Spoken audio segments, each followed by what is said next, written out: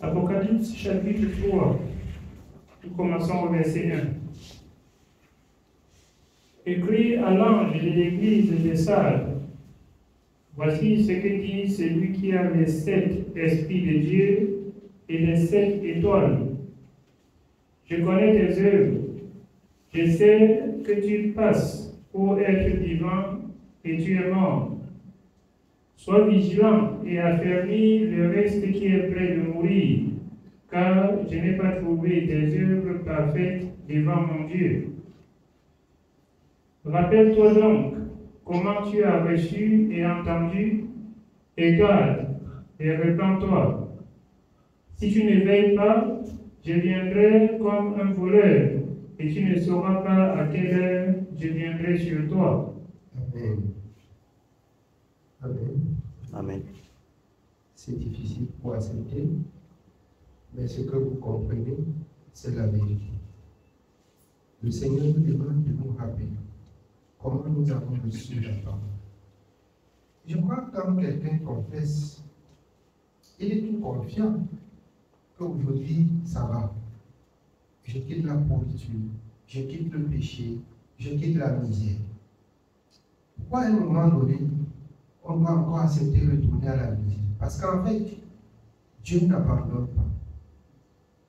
Dieu ne laisse pas son peuple. Mais il arrive que le peuple laisse de pratiquer, cesse de pratiquer les ordonnances de l'Éternel, c'est-à-dire d'obéir à la parole.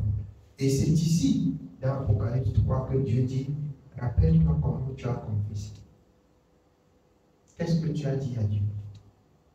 Rappelle-toi ton engagement. Qu'est-ce que tu as dit? Parce qu'il dit qu'il ne trouve pas tes œuvres parfaites. Je parle ici pour beaucoup de personnes se justifient dans la sainteté.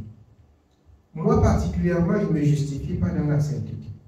Je recherche chaque jour ce que je n'ai pas encore fait ou ce que j'ai fait qui est mal pour me racheter dans la repentance et dans la sanctification et être agréable à Dieu. Mais beaucoup de personnes parmi nous se justifient beaucoup, bien même quand la parole leur reprend. Chacun veut être un peu dur et démontrer sa sainteté au milieu du peuple. Et de tout cela, Dieu vous dit, moi je crois, et de telles personnes qui agissent ainsi, je voudrais parler comme Dieu a parlé et m'arrêter comme Dieu a parlé. Parce qu'il ne doit pas revenir à moi de dire à tel, tu as besoin de te repentir. Non, tu as besoin d'écouter ce que Dieu a dit. Si ce n'est pas ce que tu as fait, tu as besoin de te repentir. Tu as besoin de te repentir. Si vous voulez, ne vous repentez pas. Mais je sais une seule chose, dans le livre de Somme, par David, si longtemps que j'ai eu la bouche fermée, je gémissais. Mon péché, elle criait contre moi. Quand j'ai ouvert la bouche, par David, quand j'ai fait connaître mon iniquité à l'Éternel, alors j'ai trouvé Dieu. C'est ainsi que le peuple de Dieu se laisse malmener. Quand vous négligez en disant non, ceci n'est pas quelque chose de grand devant Dieu. Le bien-aimé, c'est quelque chose de terrible que vous négligez. C'est pour cela que l'apôtre Paul rappelle au peuple, examinez-vous vous-même. Chaque jour que Dieu a créé, chaque chose qu'un enfant de Dieu a fait, il doit veiller, même quand il a déjà fait, veiller après pour voir s'il a fait selon Dieu. Si ça n'a pas été selon Dieu, ça nécessite la repentance et la réparation. La repentance et la réparation. Mais je trouve que beaucoup d'enfants de Dieu négligent cela. Il y a beaucoup de négligence. Et quand il y a beaucoup de négligence, il y a beaucoup de souffrance. Quand il y a beaucoup de négligence, il y a beaucoup de souffrance. Or, la négligence conduit au péché. La négligence conduit au péché. C'est pour ça que le Seigneur dit, rappelle-toi, sinon, il revient parce qu'il a trouvé tes œuvres pas justes. Il revient et il revient pour te condamner. Il revient pour ôter ce qui était à toi. Oui, bien aimé, on continue. Nous continuons au verset 4. Cependant, tu as à ça quelques hommes qui n'ont pas souillé leurs vêtements. Ils marcheront avec moi en vêtements blancs parce qu'ils en sont dignes. Tu as là quelques hommes qui n'ont pas souillé leurs vêtements. Vous savez, tous nous venons à Jésus avec des vêtements souillés. Mais je voudrais nous faire comprendre quelque chose de ce qui est du vêtement souillé. Nous qui sommes seulement arrachés. Il ne faudrait pas que nos enfants soient aussi seulement arrachés. Mais il faudrait qu'ils débutent avec les vêtements blancs et qu'ils finissent avec les vêtements blancs. Et c'est là que nous partons. C'est ce que nous devions être pour transmettre aux enfants. Pour transmettre aux enfants. Je vous exhorte, par moment, quand je parle de la part de Dieu, vous avez des mauvaises pensées. Vous avez des mauvaises pensées parce que vous voyez, il a des enfants, ils vont grandir, on va voir ce qu'ils vont être. Ce qu'ils vont être, ce que Dieu veut. S'ils prennent le chemin de la perdition, ça ne viendra pas par moi. Ça ne viendra jamais par moi. Et quand on édifie ainsi les parents, d'être réticents, c'est comme si celui qui parle n'a pas d'enfant et on verra ses enfants le lendemain, ce que ça va donner. Ça devient un conflit. Au lieu d'écouter ce que Dieu a dit, on doit réfléchir et voir qu'il faut que la chose-là, que lui qui parle là, l'arrête. C'est l'incrédulité des femmes. C'est l'incrédulité. Et nous devions bien comprendre cela. Chaque personne doit se battre pour instruire, pour donner de toute sa force cela aux enfants.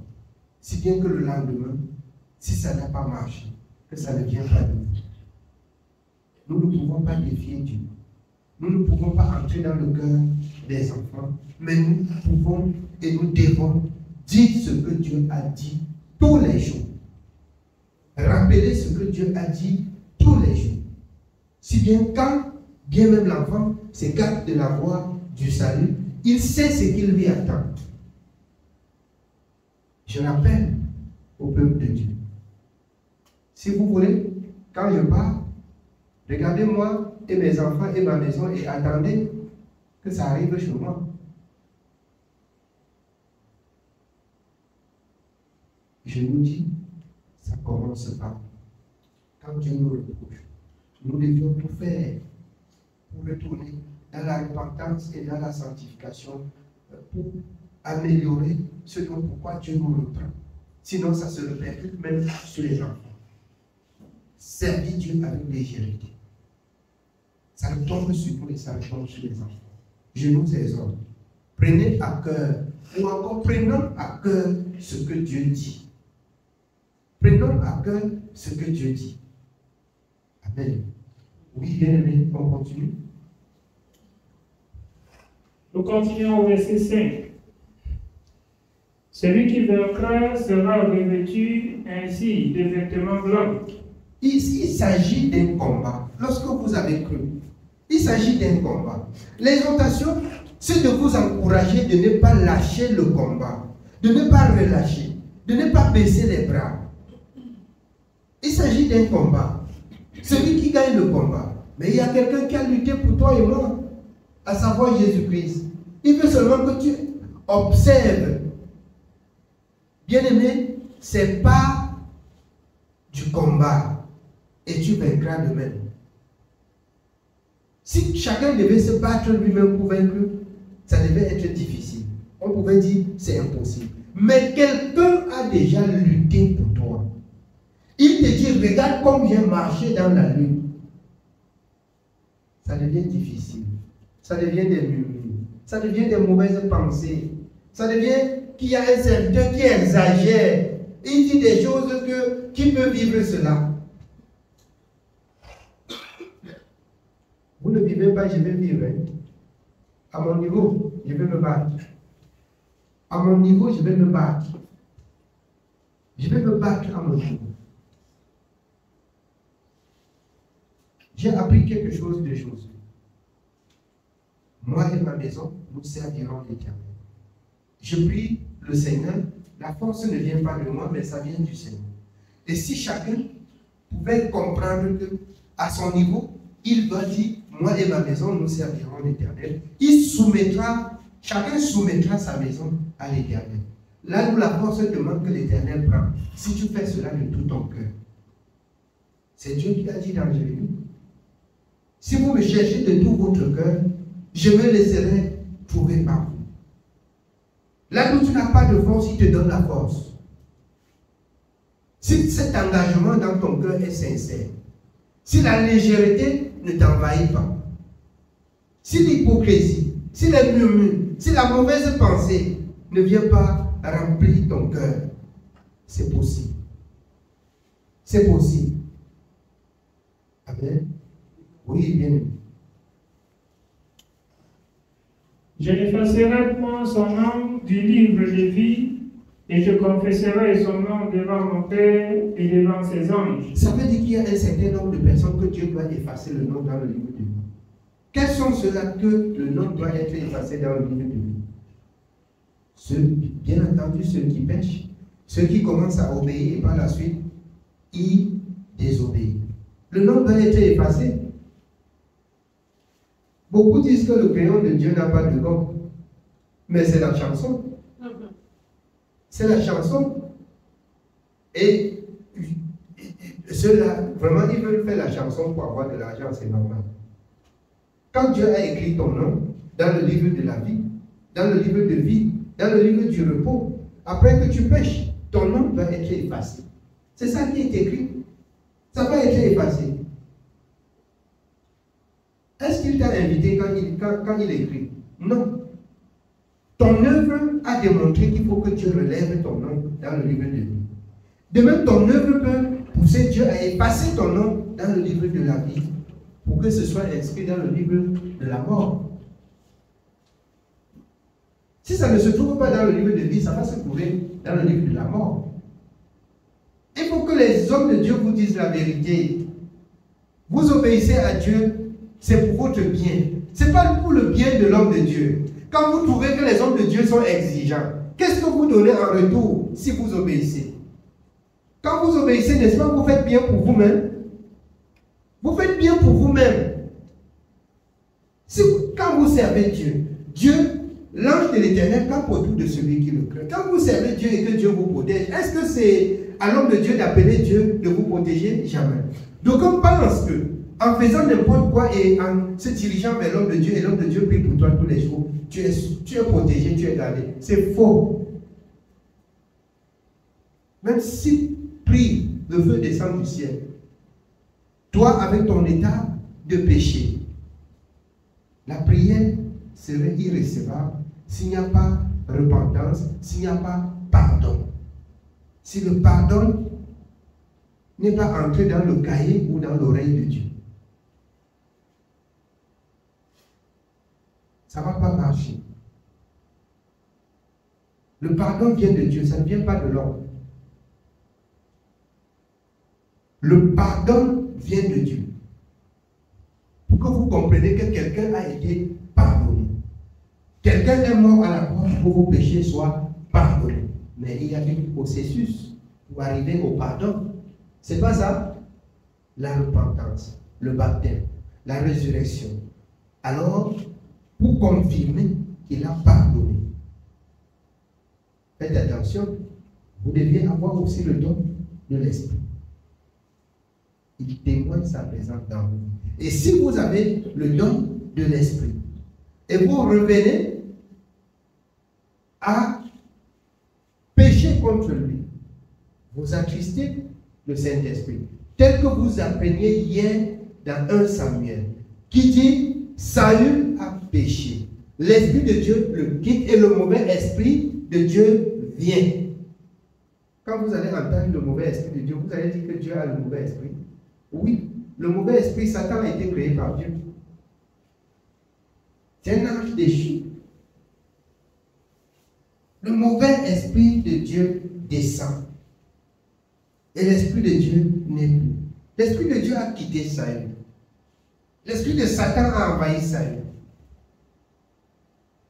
Vous voulez que les enfants de Dieu comprennent bien la différence. Quand vous péchez, vous vous séparez de Dieu et vous invitez Satan à votre table. De dîner avec vous. Mais il faut qu'on comprenne bien ça. À un moment donné, si vous ne faites pas attention, on va passer beaucoup de temps à l'église à résoudre les problèmes et à pleurer ici, à pleurer là-bas. On n'aura pas le temps de pécher la bonne Dieu. Que Dieu nous épargne de cela. Que Dieu nous épargne de cela. Amen. Oui, bien-aimé. Que celui qui a des oreilles entende ce que l'Esprit dit aux églises. Écrit à l'ange de l'église de Philadelphie. Voici ce que dit le Saint, le véritable, celui qui a la clé de David, celui qui ouvre et personne ne fermera, celui qui ferme et personne n'ouvrira. Je connais tes œuvres. Voici, parce que tu as peu de connaissances et que tu as gardé ma parole et que tu n'as pas renié mon nom, j'ai mis devant toi une porte ouverte que personne ne peut fermer. Parce que tu as gardé la parole, parce que tu n'as pas renié son nom, il a mis devant toi une porte. Personne ne peut fermer. Personne ne peut l'ouvrir. Si Seigneur l'Éternel.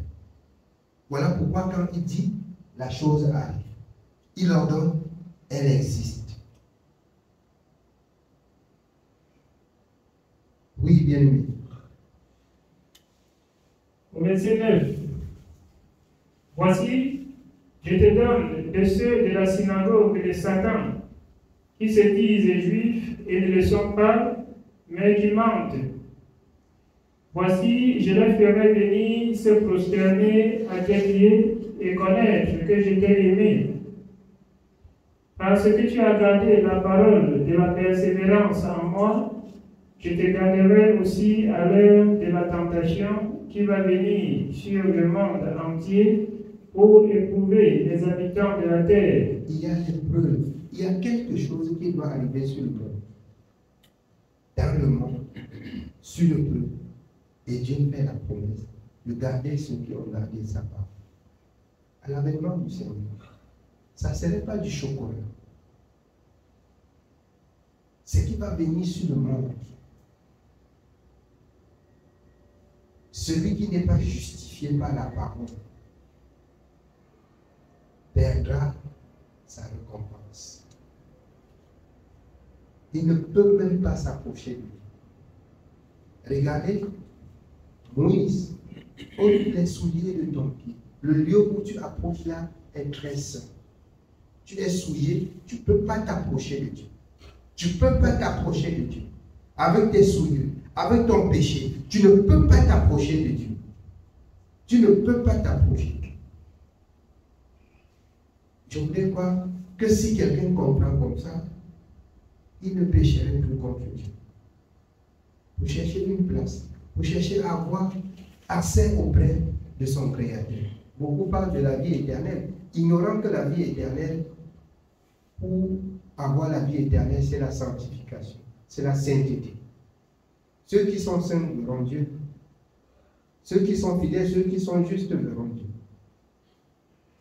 Beaucoup pensent qu'on parle comme ça pour retenir le peuple. Comme on dit, on a écrit la Bible, on a écrit comme ça, pour soumettre un peu, pour soumettre le noir au blanc. J'ai dit même les noirs, leur tête ne tient pas bien à l'intérieur. Si c'est pour soumettre le noir au blanc, pourquoi d'autres blancs croient? Pourquoi d'autres blancs croient? Si c'est pour soumettre. Mais je vois des blancs là qui avertissent leur frère, disant ce qui doit arriver. Ça veut dire que Jésus n'a pas été crucifié. Ça veut dire que Jésus ne reviendra plus. Mais partout, on parle de Christ. On parle de Jésus-Christ. Nous sortons d'où et nous partons où? Amen.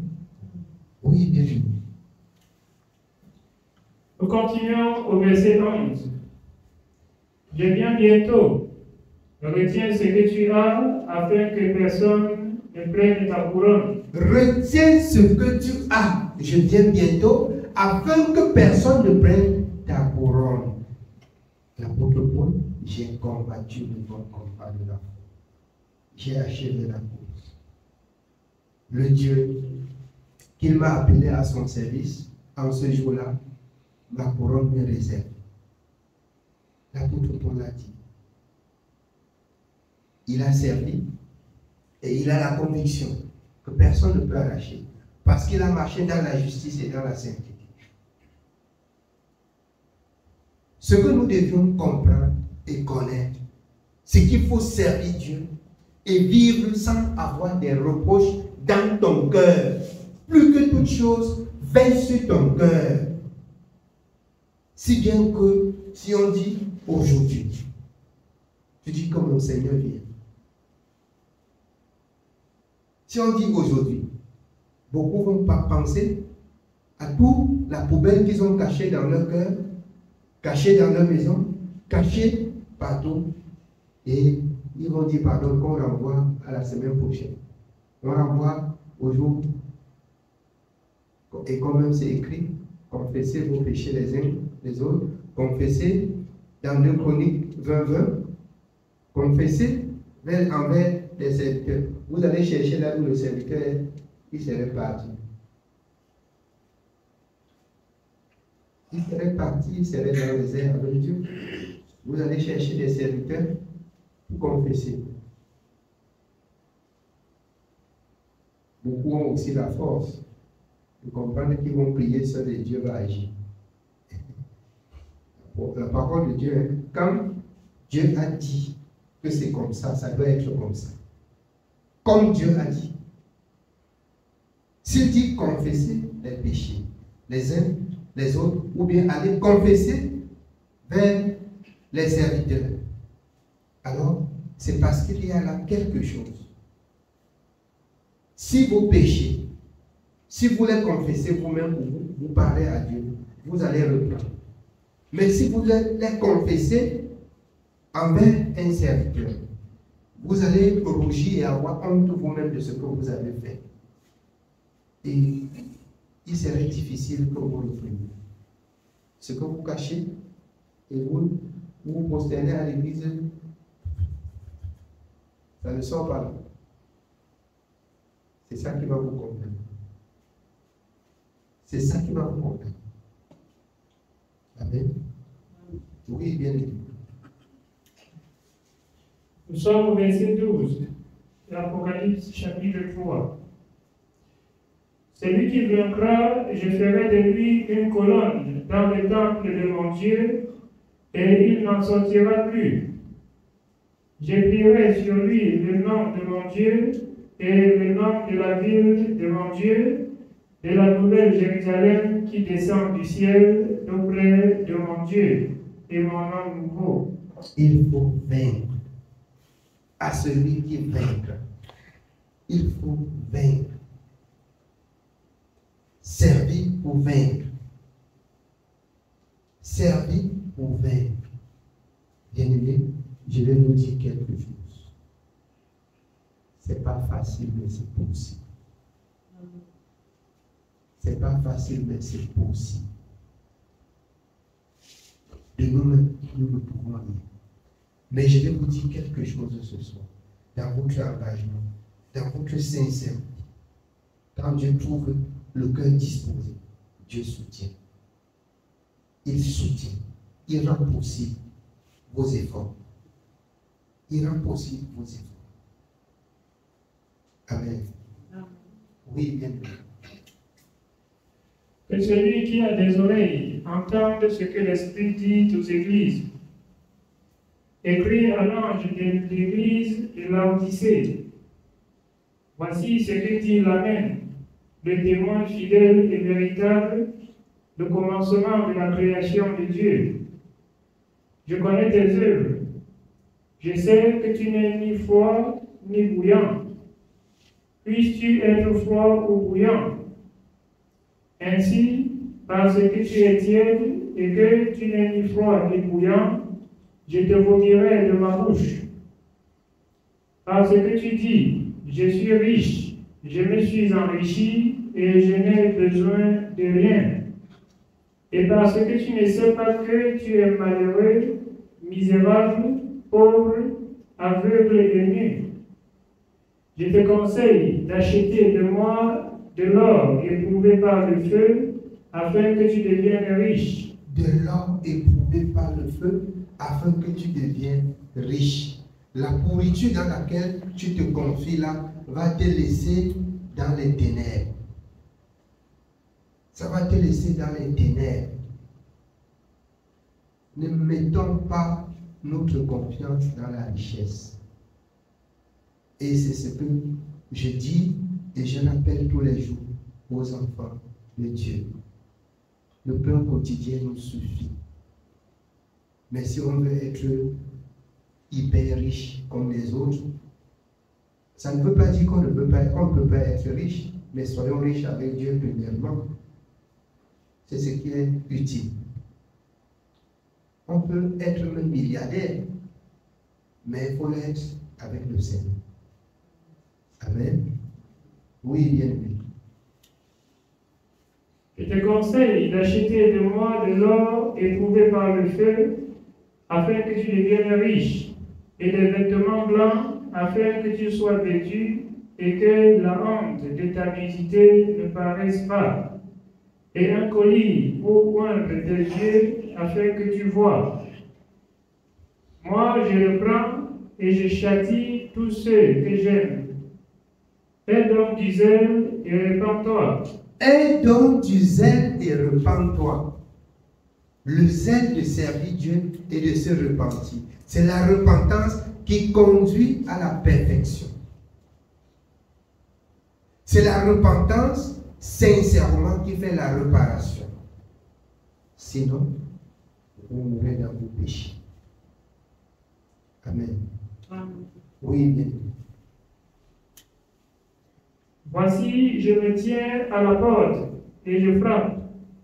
Si quelqu'un entend ma voix et ouvre la porte, j'entrerai chez lui, je souperai avec lui et lui avec moi.